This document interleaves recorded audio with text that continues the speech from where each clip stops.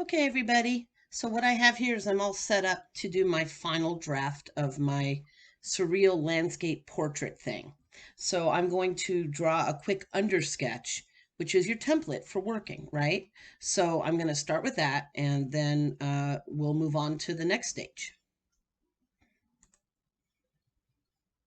Okay, so now I have my rough draft copied onto this.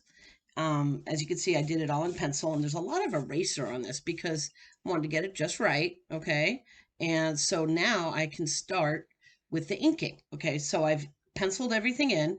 I'm not married to it. We're just dating, okay? I don't have to do it perfectly. So I'm going to start now with the ink pen. Now, you want to use a thick pen for the major outline of your face, okay? So if you notice, I did a profile. I took a picture of myself and worked from that profile because I had to, because I couldn't get my glasses right. So what I'm going to do is I'm going to use my thick pen, which I don't think this is the thick one. There's the thick one. Okay. And I'm going to start outlining just the contour of my face. Now, what is the contour? It's the outside line of whatever I'm doing. Okay. So I'm not going to outline anything strong inside my face, just the outside contour of it. Okay. So again, a contour is just the outside line of something. And as you can see, I have a lot of hair here going down. Okay. You know, that curly hair thing going. All right. And I'm going to outline it a little bit here. Just to kind of make it interesting. Okay. And that's it. So really the thick part is just a little bit. Okay. If you notice, I didn't even bother to put eyes in or anything like that. Basically all I did was just did a kind of an outline on my face. Now you can go as much or as little as you decide. Now that I've done the strong contour, okay, which is going to separate my face from the outside, I'm going to actually outline every other part of it in a thinner marker. Okay, it's not really a marker, it's a micron pen of a sort. It's actually waterproof. So everything you use on this must be waterproof, because afterwards we are going to be using it with our watercolors. So now the details of the inside,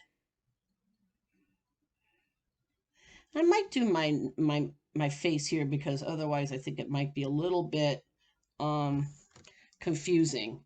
But maybe I'll do this darker as well. I'll do the outside of this. If you notice, nothing in my face inside of it is going to be done thickly, okay? It's going to be done with a thin pen. Okay, so now that I have that, I'm going to outline all the details I put in with the thinner pen, okay? And you guys should all have one, a waterproof black pen and a Sharpie, okay? So now all my trees, and I'm just going to mostly do the outside part of the tree because I know I'm going to be watercoloring inside, okay? So I'm just kind of doing, you know, and I'm doing some detail, okay? I'm keeping it simpler than usual because I don't want it to be, you know, too complicated to show you guys. I don't want this thing to last forever. So I'm going to outline all the inside of that, okay? Okay, so I've outlined the inside of my face now. Now I'm going to outline the outside, okay? Again, using the thinner marker, aka micron.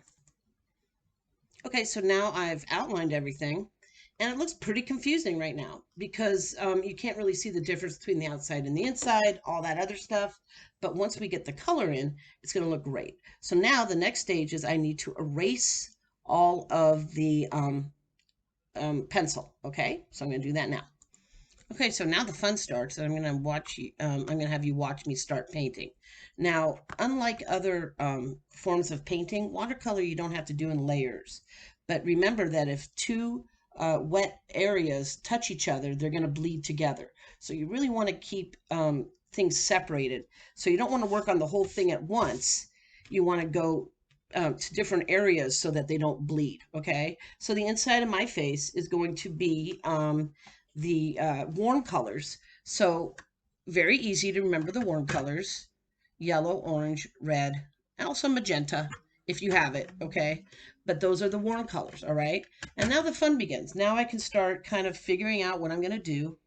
And I could put a layer of water down, okay? And I'm going to start painting this in. And you know, when you want, okay, so a couple things. One, you might notice how cool my clouds are. They're kind of I really like how you'll find in a lot of Japanese and Chinese art, you'll find those kind of curly clouds. I kind of like those. So be careful when you're doing clouds. Make sure that you really kind of, you know, really check out clouds and how they look instead of just doing little cotton fluffs, okay? If you notice, I'm putting, in my sun, I'm putting yellow in the center, but in the sides, I put in the red, okay? And there's just a little bit of water, so it's going to start to bleed, and that's really fun. So I'm going to do some coloring, and then you'll see what I did. Okay. Now, when I'm using watercolors, I usually like to use more than just one color in there, like red, like I did. I usually like to add a little bit. Usually, you should probably start with the lighter, but I might add just a little bit of yellow in the inside just to give it a. Oh, this one I can do because I forgot to paint that. So, you know, I might not just do one color. I might blend colors together because then you can get some really cool effects. Okay. Always start with the lighter color. Don't start with the way I did it. All right. And so you can see in this one leaf that I didn't do. So I'm just kind of outline it in the red here. Okay. All right. So now I've got that. Oh, I've got one more flower that I didn't do. So here, oh, that's a tree. Never mind. Okay. So now I'm going to do the trees. Now, trees are usually green, but I can't use green because it's not a cool color. It's not a warm color. So I can do fall leaves, okay? So what I might do is I'm going to put a layer of water down on the trees. Let's get that out of the way. Okay, so you see I'm just layering it, just putting some water down. If you notice, I'm trying to make sure nothing, that's a bush, so that gets some too.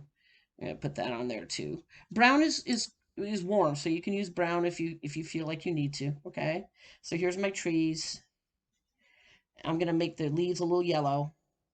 Okay, make sure they don't bleed. And then what I'm going to do is I'm just going to kind of, remember how I showed you, I'm just going to kind of poke in color inside the tree to give it that kind of cool look, okay? And as you can see, it's going to bleed and do all kinds of really nice things. All right, so I'm using orange. And I'm just poking in the color. And then I'm going to use the red and do the same, okay?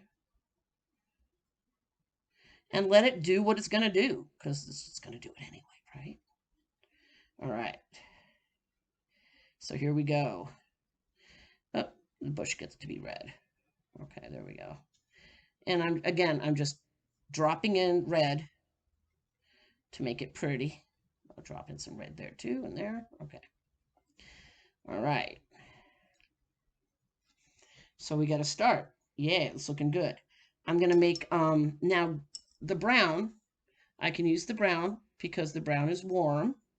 Oh, that's going to be way too much color. Oh, look at that mistake. Oh my goodness. What do? You just pop it up. Okay, it's all gone. See, that wasn't so hard. Okay, so I'm going to paint some more. Now for the leaves, I'm going to make a chartreuse, which is yellow with a little bit of green in it, so it'll still look warm.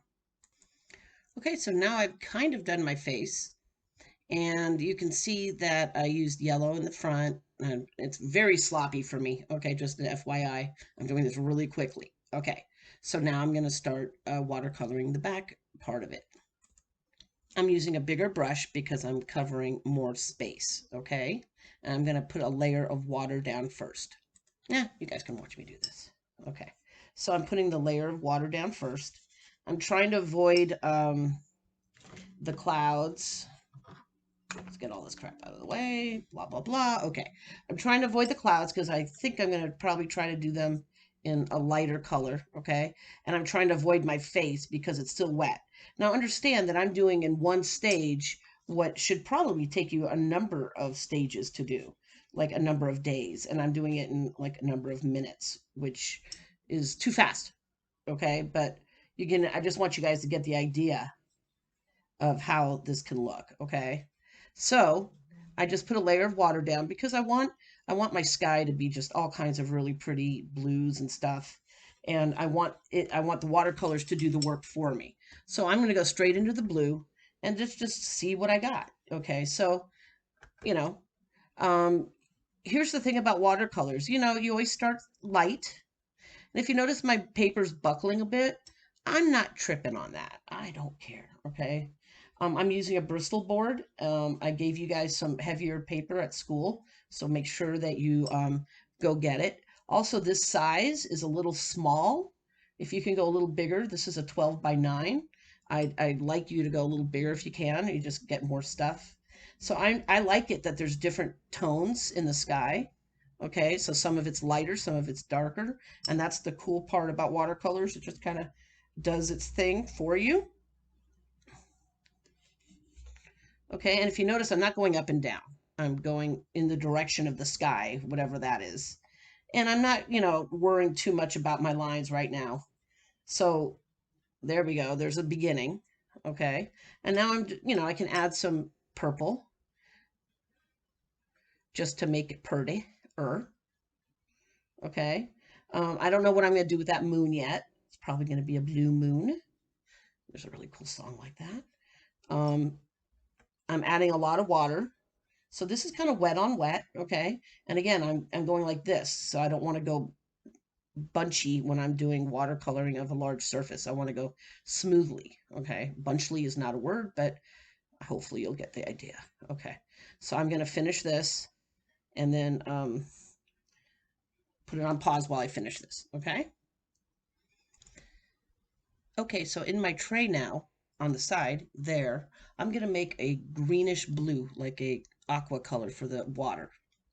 So what I do to do that is I just get green and blue, put it here, all right? Make sure you wash off your brush before you go into a new color. And, ooh, pretty. Okay, so I'm going to go here. Oh, that's really pretty. Okay.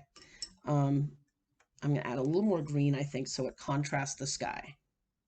And I'm going to kind of go around, no, I'm not. I'm going to go right over my animals because I'm going to go lightly over them, okay? And I'm going to fill this out too.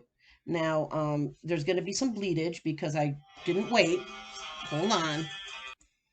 Sorry, that was my mom on the phone. So I'm actually going to put some water down first so I get that nice, thing going on that I like, that bleedage.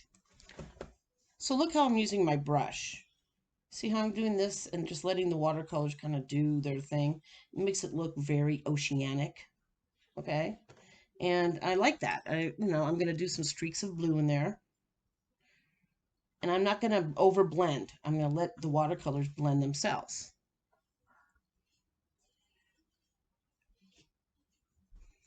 And as you can see, it's starting to look really cool, really pretty.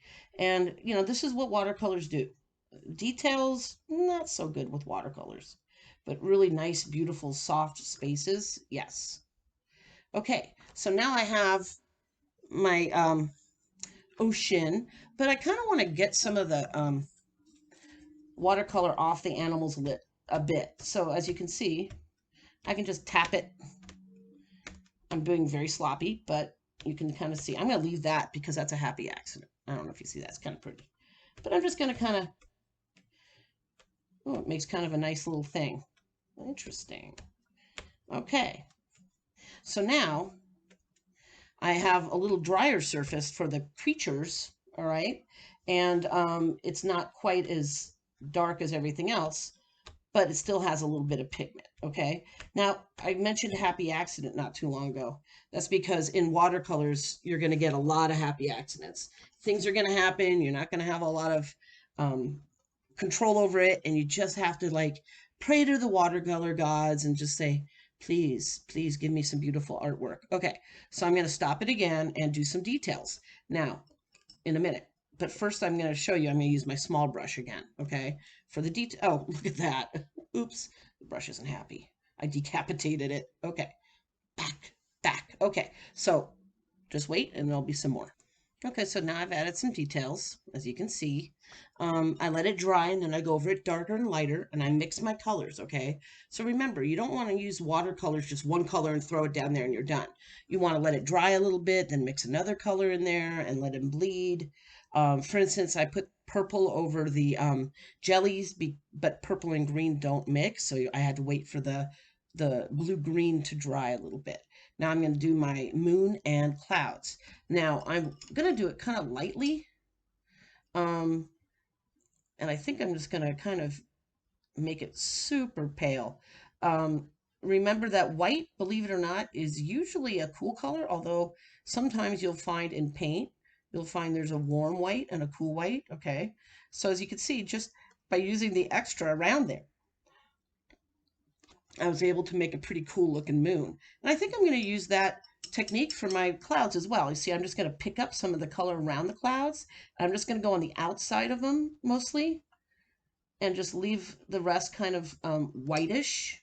I don't want it to be completely white just because they'll stand out a little bit too much, contrast a little bit too much. But what I'm doing is I'm just picking up some of the color around the cloud and just adding it on the inside a little bit. See? Ooh, I like that idea.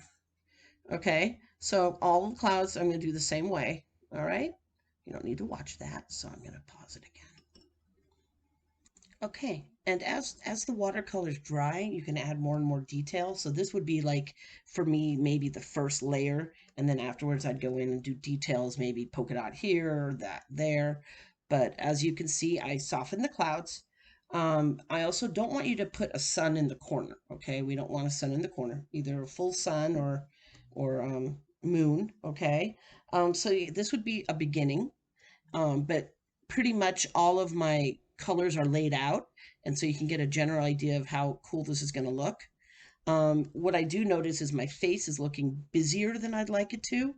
So what I've learned from this is that maybe in your face is where you keep it really simple, and in the background you make it a little more detailed so that you can get the idea a little bit better. But overall, considering I did this in like 15 minutes, something that should take me days, not bad. Hopefully you guys got an idea of what to do, and this is going to look so pretty. All right, bye guys.